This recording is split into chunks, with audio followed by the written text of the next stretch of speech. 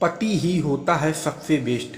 College में happy married life पर एक कार्यक्रम हो रहा था जिसमें कुछ शादीशुदा जोड़े हिस्सा ले रहे थे। जिस समय प्रोफेसर मंच पर आए उन्होंने नोट किया कि सभी पति पत्नी शादी पर जोक कर हंस रहे थे। ये देखकर प्रोफेसर ने कहा कि चलो पहले एक गेम खेलते हैं, उसके बाद अपने विषय पर बातें करेंगे।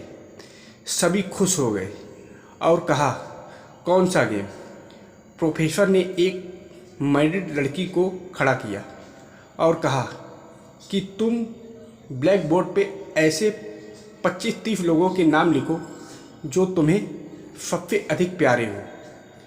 लड़की ने पहले तो अपने परिवार के लोगों के नाम लिखे, फिर अपने सगे संबंधी, दोस्तों, पड़ोसी और सहकर्मियों के नाम लिख दिए। अब प्रोफेसर ने उसमें से कोई भी कम पसंद वाले 5 नाम मिटाने को कहा। लड़की ने अपने सहकर्मियों के नाम मिटा दिए। प्रोफेसर ने और 5 नाम मिटाने को कहा। लड़की ने थोड़ा सोचकर अपने पड़ोसियों के नाम मिटा दिए। अब प्रोफेसर ने और 10 नाम मिटाने को कहा। लड़की ने अपने सगे संबंधी और दोस्तों के नाम मिटा दिए। अब बोर्ड पर सिर्फ 4 नाम बचे थे, जो उसके मम्मी पापा, पति पत्नी और बच्चे का नाम था। अब प्रोफेसर ने कहा, इसमें से और 2 नाम मिटा दो। लड़की असमंजस में पड़ गई।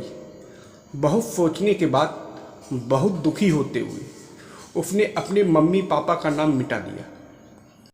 सभी लोग स्तब्ध और शांत थे, क्योंकि वो जानते थे कि ये गेम सिर्फ वो लड़की ही नहीं खेल रही थी, उनके दिमाग में भी यही सब चल रहा था।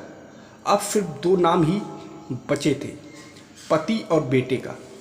प्रोफेसर ने कहा, और एक नाम मिटा दो। लड़की अब सहमी सी रह गई। बहुत सोचने के बाद रोते हुए अपने बेटे का नाम काट दिया।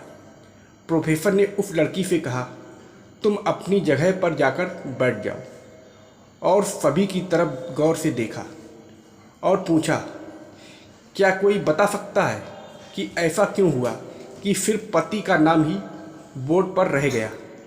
कोई जवाब नहीं दे पाया। सभी मुंह लटकाकर बैठे थे। प्रोफेसर ने फिर उस लड़की को खड़ा किया और कहा, ऐसा क्यों? जिसने तुम्हें जन्म दिया और पाल पोस कर इतना बड़ा किया, उनका नाम तुमने मिटा दिया। और तो और, तुमने अपनी कोख से जिस बच्चे को जन्म दिया, उनका नाम भी तुमने मिटा दिया। लड़की ने जवाब दिया कि अब मम्मी पापा तो बूढ़े हो चुके हैं।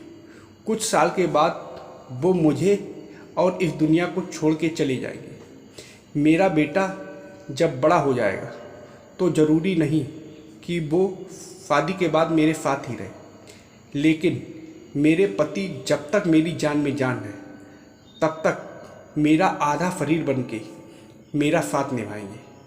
इसलिए मेरे लिए सबसे अजीज मेरे पति हैं। प्रोफेसर और बाकी स्टूडेंट ने तालियों की गूंज से लड़की को सलामी दी।